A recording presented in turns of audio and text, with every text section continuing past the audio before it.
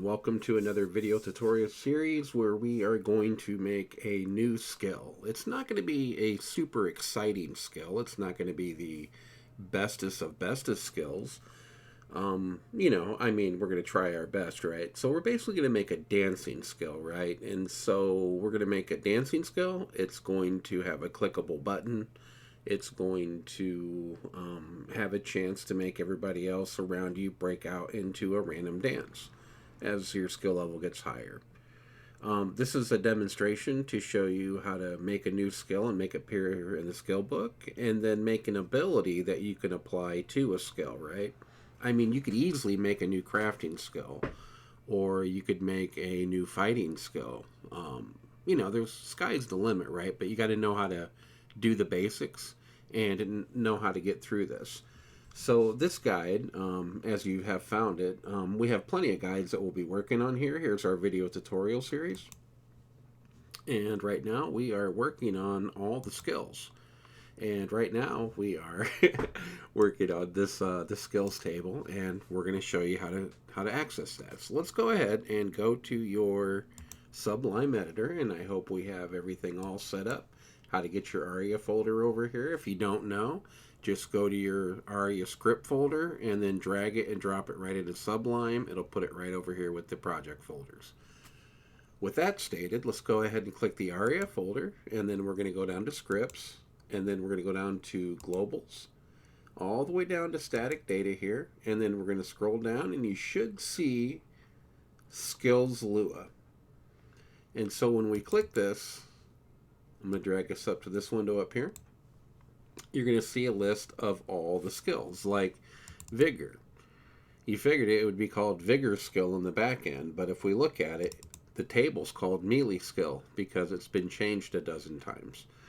So, you can see Piercing skill. Its display name is Piercing. Its primary stat you're going to get gains in is Strength. There's a description that you get in the skill book. The skill type, which is combat, which means you're going to have to follow the new combat experience for this skill type, where trade skills don't do that.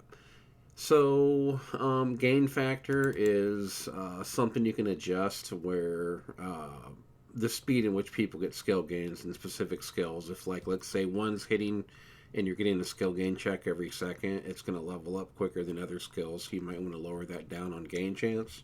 That's what that means. And then you obviously is weapon skill is one of the values. Now for the healing stuff, I don't think this option table is working, so you can just skip that. But you can see everything pretty much follows all of that format. You can see where we have skip. If you want to skip a skill and you don't want it to show up in the skill book, you can do that right here.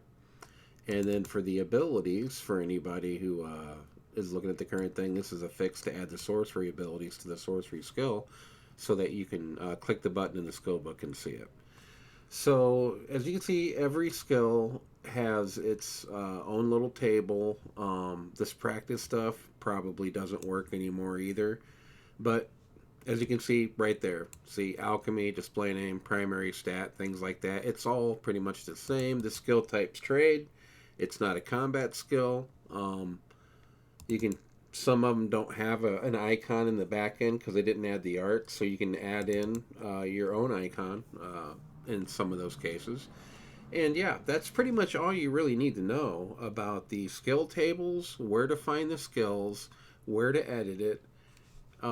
Lastly, as a quick example, I could put real cooking right here, and so when you opened up the skill book, you would see the skills called real cooking and not cooking, and then save it, and then so on and so forth. So really, it's not that hard to make a skill. We'll go ahead and make a skill in the next video. I just wanted to show you where to find it, a little explanation about the object variables and the tables.